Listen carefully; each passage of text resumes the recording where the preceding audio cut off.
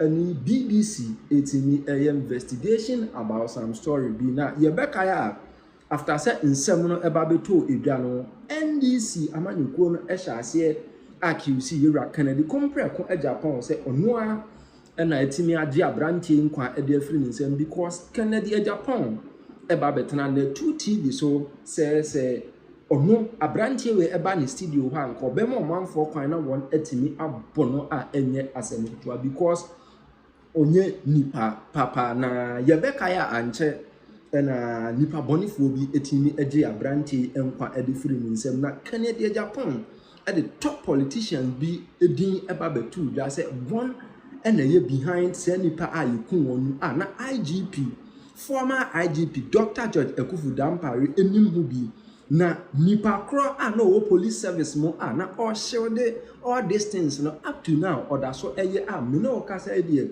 yetimi ate Ahmed suale best friend pa enye asem kotwa from the United States of America FBI na etimi eboae ema yetimi nsaka abrante because Ahmed suale ebu ye no abrante ite se wo na oje sa ekokopie mu ewo the United States of America esa ne se onim ne bone awaye nti na edienti na abrante etimi edwane ye che no de ensem na waka na yenko ninsemu o say the Ghana Police Service in its quest to dig deeper into the murder of investigative journalist Ahmed Suale has arrested an interested party connected to the case.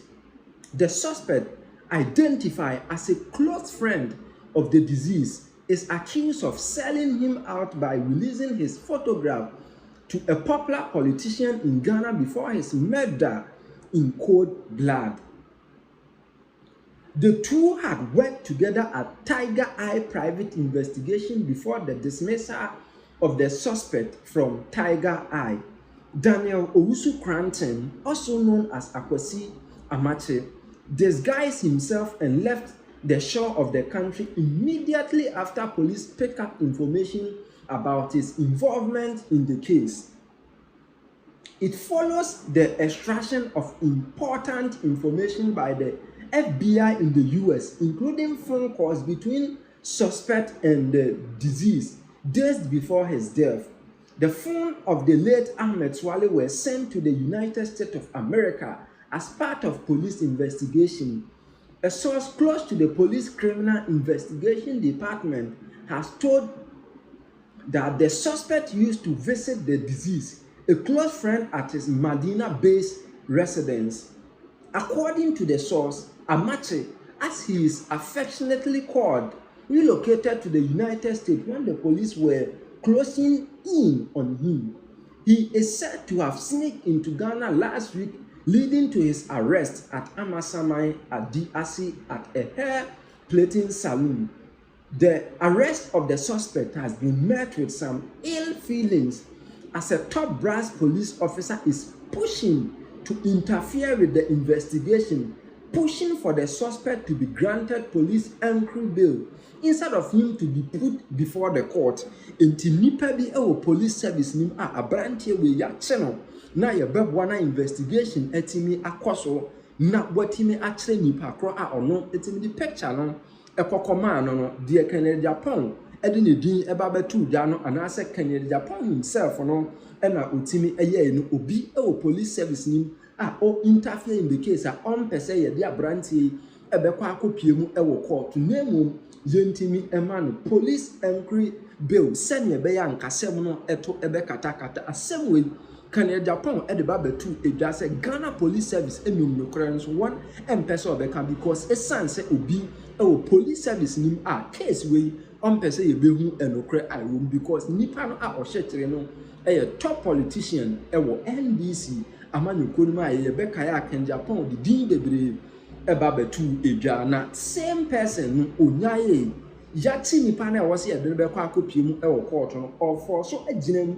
se nka ye ma nipa no bill na nka ye nya asem no kataso mumu aso asem etimi eko almost be 6 years no ye ben ne hu no kre no ye granting nipa no bill na onsan enwane nkonkopie mu ewo the United States of America bill. Kennedy Agyapong was right. The situation is said to be creating an uneasy calm at the police headquarters.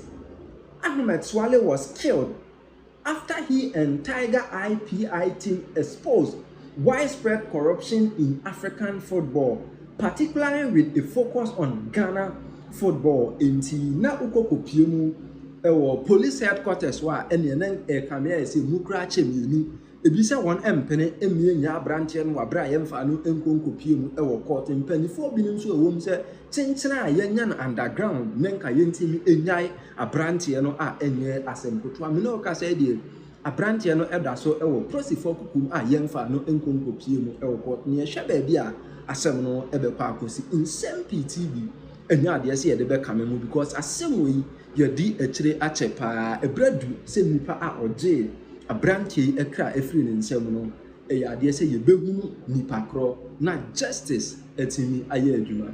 Thinks Dampare has been sacked and why he thinks Dampare should be sacked and why he thinks Dampare should actually be investigated for crimes that he has committed against citizens of Ghana. See the letter. Okay, so it says, Dampare's undoing were 4 things. 1, the way he oversaw the brutal treatment of Democracy Hub protesters from Occupy Julobi House to Stop Galamsey protests. This includes the way he set his sights on me, Oliver referring to himself, doing almost everything in his power to use the police force against me and other conveners. I believe in that. He was extremely used by the former regime. He was their lapdog and he delivered. No, Oliver, there you are wrong. Dampare was not used by the former regime. How many times did Nana Akufo-Addo not advise Dampare that stop this picture and do the work? How many times? How many times did interior ministers not call Dampare and say, listen, you have to focus on the work, and he gets angry? How many times did Dampare not fight with Henry Quartey? How many times? How many times was there not argument at national security meetings with the president chairing about Dampare's public conduct? How many times? How many times did national security meetings not stop to discuss Dampare's conduct and his obstinacy and his intransigence? How many times? How many? A lapdog for the. But let's move on. Oliver continues. Point 2. He says the way Dampare empowered some criminal elements within the police PID. Those Dampare's people, that's what they were called. PID. Dampare came and set up another police for himself. And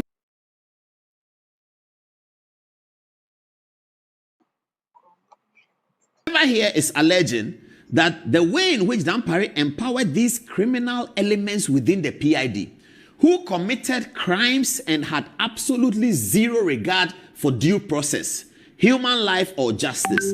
They committed crimes that even Duterte, who is before the Hague for crimes against humanity, will be shy to imagine.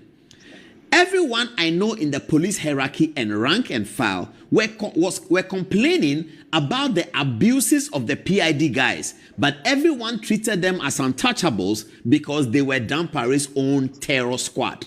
This is true. Everybody in the police service, all of us who are in media, have been getting calls from 2019-20, when Dampare became the IGP, from 2021, I think it was 22 or so. That Dampare has a squad. He has a murder squad. They are killing people. Every policeman told all of us, if you complain about it, you get fired. Dampare was running a terror regime with the police and also allegedly pilfering their money. Dampare, he was doing that allegedly, pilfering their money. The police. Number 3 on Oliver. He says, his lies, which is Dampare's lies. I have never seen a more dishonest Bible-touting individual. Oliver here describes Dampare as a liar who is a very dishonest Bible-touting individual.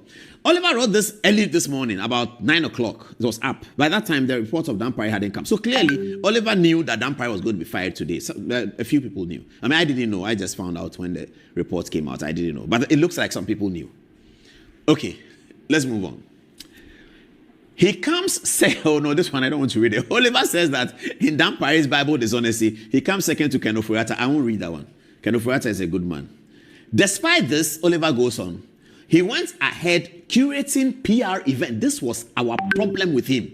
Despite all his lies, his dishonesty, his allegedly funding a PID squad in the police service that was committing criminality, in spite of all of these allegations, Ekufu Dampare went ahead curating PR events of babies kissing his hand and creating such a PR-driven service to mask his extreme dishonesty. This is the thing that annoyed all of us. That Dampare's alleged dishonesty was being covered up by his PR gimmicks. How can an IGP say a camera should follow me that I'm going to buy cocoa in Katie? How low can you get? How big?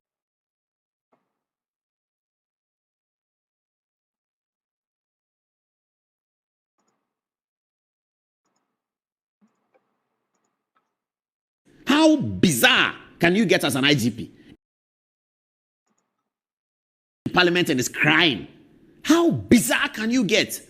And you are the same person who is alleged to be funding criminal elements in the police, shooting and killing people. We are going to investigate all that. He will never get away with it. We'll teach him that this is a republic. It has rules, it has court, it has appeal, it has high court, and it has systems that work. So that anything that Dampare may have done that is illegal, that is criminal, is going to come to the fore. They are preparing the video. You will see the jubilation of the police. Today is truly the Police Independence Day. Now, number 4. Oliver says, Dampare's total disregard for other senior police hierarchy. He had his own clique and camp. Those he liked, he kept close. Those he didn't like, he felt it apart. He was petty, vindictive, and just an extremely insecure man. Wow. Man. Wow. Dampare, petty, vindictive, and extremely insecure. He lacks confidence of himself. A police officer. He's always looking for how to gain something. You go and call small children that you are looking for how to gain something. You go and call small children that you are engaging with them, and that the camera should film it and put it out. That Dampare is that you're a pedophile. Will you be happy? IGP, you are engaging with small children, so that they film it and you show that you can come to the level of children. So you should be IGP. Today you have been sacked. He was petty, vindictive, and just an extremely insecure man. He was petty, vindictive, and just an extremely insecure man. I say good riddance. The man must rest for new blood to learn from where he failed. Shalom, Oliver. Shalom. That's Oliver Baka Vomahos. He says Dampare's undoing were 4 things. That is very, very important. Now, this evening, as the information is popping up that Dampare was going to be, so the drama started from around 3 o'clock. When all of us, our phones were buzzing, tell what's happening, everybody's making phone calls, Then we are told that, look, there's some, let's do the age thing first. I'll come to this one. Then we are told that, hey, something is coming up. There's a research group that is bringing something up against Dampare. I think the research group in the police were trying to facilitate Dampare's speedy removal. So this came up. I'm going to read it. It's entitled The Age of Ekufu Dampare. This document is not prepared by us. We are reading it. It's not prepared by us. We do not have any basis to say that it is true or it's not true, but it's for public interest. It's a high public interest value. And some of the things it says are interesting. So let's look at it. Dr. George Ekufu Dampare completed the Buakwa State College in the Eastern Region in 1987 at the age of 24, aligning with the birth year of 1963 rather than 1970. Apparently, Dr. Dampare is saying that he was born in 1970, and this report is indicating that he was born in 1963. The allegation is for age forgery. The allegation here is that Dampare has forged his age on top of his everything, taking pictures with children. Okay. 2, he initially struggled with weak O levels. All of us did, so that's no problem. which he later improved as a private candidate in November, December. All of us did, so no problem. In November, December 1989. So he first wrote the O-level in 1987, and then he wrote it again in 1989, 2 years later. 3, he subsequently used the improved results to enter the Ghana Police Service in December 1990 at the age of 27. However, in 2 prior attempts, 1988 and 1989, he was disqualified on grounds of exceeding the age limit of 25. So that's interesting. Dampare entered the police service at the age of 27 because he had been disqualified earlier in 89 and 88 and 89 at the age of 25. So the question is, how was he disqualified at the age of 25 and was allowed in at the age of 27? That's the reasonable question. Let's see the answer. It's here. It's coming. It's going to come in a minute. Okay. So that's the answer here. Number 4. To circumvent this restriction, he, Dampare, allegedly slashed 7 years of his age, abandoning his 1986 secondary O-level certificate in favor of his private O-level certificate results from 1989, giving the impression of a more recent secondary school education. The naming conventions of Ghanaian culture further expose this deception. Traditional account names are given based on the day of birth. July 14, 1963 fell on a Sunday, meaning IGP Dr. Kufu Dampare should have been named Kwasi.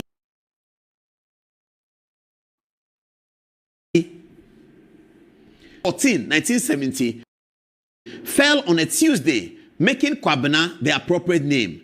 By adopting the latter, Dr. George Kufu Dampare not only manipulated his academic credentials, but also altered fundamental aspects of his identity, effectively engaging in fraudulent misrepresentation. This is coming up today. No. When they heard that Dampare was going fired, they said that, well, there's more. The guy actually forged his age. Dishonesty is being alleged. We don't know. Is he going to be sued for it so that the court can settle it? But this is what happens. And now you can understand all those theatricals and shenanigans. It was all intended to cover up something. And everyone wondered, what is Dampare covering up? What is he covering up? What's all these theatricals and photographs? And we have been in this country from independence. We have never seen an IGP like that. When I showed if you have an old video, the first IGP, Majite, is part of our collection. I call it our video arsenal. It's part of our video arsenal. Majite. It was when I showed this video in 2018 or so that some people were telling me that the Majite, is that how he looks like? Because we don't know how IGPs look like. Only Dampare is in your face every day. He won't go and do the work. He's just like a fiado. This is a very major allegation. Very, very serious allegation. This is not the first time we are talking about this allegation. We are saying that Christian Yovonu must investigate these matters. Christian, salute you, sir. Welcome to the job. Please investigate these matters thoroughly, from bottom to down. Let us know. Christian Yovonu is here. Please, before I put that, let's read his appointment letter. It's beautiful. Let's read the letter. Put the letter up. Okay, that's the letter. Felix Kwachio